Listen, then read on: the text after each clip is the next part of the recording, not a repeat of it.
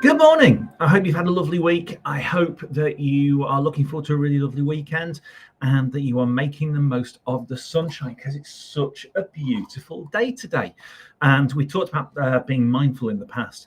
And it's really easy to just kind of walk past stuff or just go, yeah, I'm looking forward to the next thing and the next thing. But when you're outside, just take a moment to actually look at how lovely everything is out there and to really be amazed. You can see new buds on the trees, you can see flowers, there's insects buzzing around. I saw birds flying around over the hedges on the way to school. It was dead exciting. So have a look around, see if you can spot any of those early signs of spring or summer even. So on Monday, we had our assembly based on our Heartsmart about knowing that we can let go of what's wrong and forget about the mistakes that we've made and move on, or we can use our mistakes. Today in assembly, I'm going to share a book with you. Now, I chose this book because it's about mistakes and how mistakes are okay or don't matter. But also, I looked at the cover and thought, this looks very, very much like a different illustrator. And it looks like the guy who has illustrated Roald Dahl's books. So I'm going to share the screen with you and show you the front cover of the book. And I wonder, now you can see this, have a look at the way that's illustrated. Okay. What's the name of the illustrator who does the Roald Dahl stories? I wonder if anybody knows. There we go. All this big picture with these watercolors ideas and these big bold lines. So see if you can remember in class.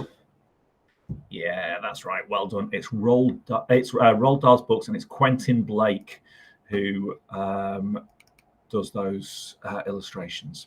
So here we go with our story. And again, this is a treat for me. I decided I need a treat, and I love reading stories to you guys. And we know that everybody at Wincham loves a good book. So it's really good that we can have a read. So here we go. Ramon loved to draw. There we go. I bet a lot of you guys have done exactly that at home. You've sat there on your bedroom floor, or maybe at the table or a desk in your bedroom, and you just sat and doodled and doodled and doodled. And you've got up and you've realized that you've been there for absolutely ages because time really passed, and it's a really lovely thing to do. Ramon loved to draw. He did it anytime. He drew anything. He did it anywhere. Please, please, please, let's be hygienic. Don't draw when you're on the toilet. There's far better things to do on the toilet than drawing. I don't want to know what he was drawing. I don't want to think about it. Here we go. Now, one day, Ramon was drawing a vase of flowers. His brother Leon leant over his shoulder. Oh, have a look. What do you think he's saying?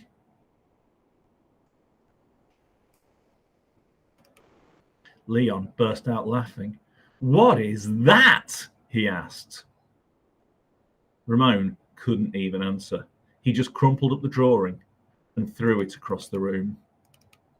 It's really not a kind thing to say. So Leon made that choice to deliberately upset somebody. Now, whenever we make a choice, whenever we make a decision, there's a consequence to our actions. And actually, in Leon's case, the consequence was that he upset his brother. So we all think about the choices that we make. Leon's laughter haunted Ramon. He kept trying to make his drawings look right, but they never did. Oh, poor Ramon. Because you can just draw anything and it doesn't matter. It's just fun to do. After many months and many crumpled sheets of paper, Ramon put his pencil down. I'm done. That's it. No more drawing for Ramon. How do you think he feels? Turn and tell your partner. I think he's very, very sad. He's upset, he's disappointed, he's frustrated, and probably angry with his brother. And all of those things caused by his brother just saying one unkind thing to him. Marisol, his sister, was watching him. "What do you want?" he snapped. So Leon's words have made Ramon be unkind, and actually that has a ripple effect, has a knock-on effect.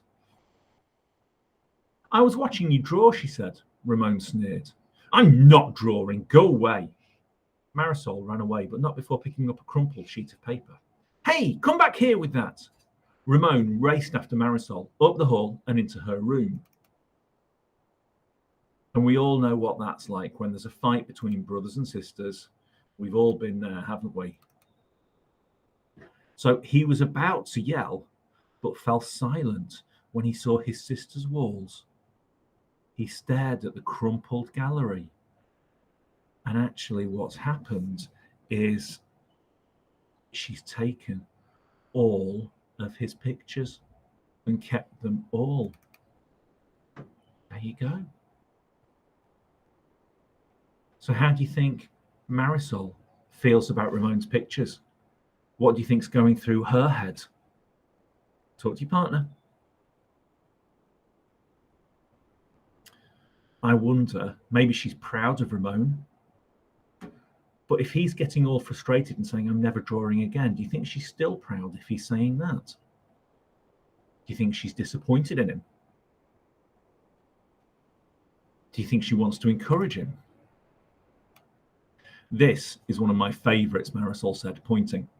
"That was supposed to be a vase of flowers," Ramon said, "but it doesn't look like one." "Well, it looks like a vase-ish," she exclaimed. "Let's have a look." "I think it looks like a vase. That's definitely a vase of flowers." "Vase-ish?" Ramon looked closer. Then he studied all the drawings on Marisol's walls and began to see them in a whole new way. "They do look ish," he said. "So everything is a little bit ish. It's kind of there, but not exactly right." Ramon felt light and energized. Thinking ishly allowed his ideas to flow freely. He began to draw what he felt, loose lines, quickly springing out without worry. Ramon once again drew the world around him. Making an ish drawing felt wonderful. And he can choose to show it exactly how he likes. So we've got, I love that spiral for a tree. That's really cool. I like that a lot, actually. Ooh, let's go back to. He filled his journals. Tree-ish. House-ish. Boat-ish. Not quite a boat, but you know exactly what it is. Afternoon-ish. Yeah, that kind of feels like a Sunday afternoon to me.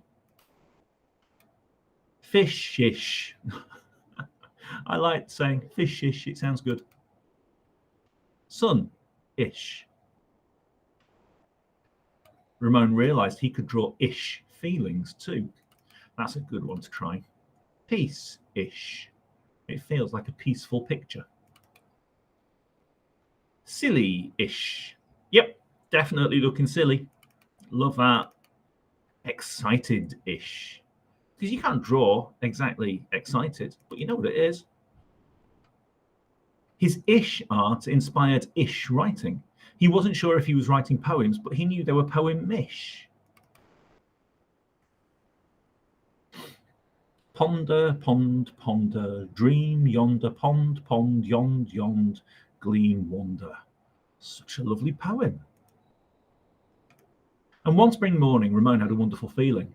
It was a feeling that even ish words and ish drawings couldn't capture. He decided not to capture it. Instead, he simply savoured it. He enjoyed being in that moment. And that's how Ramon lived ishfully ever after. There we go.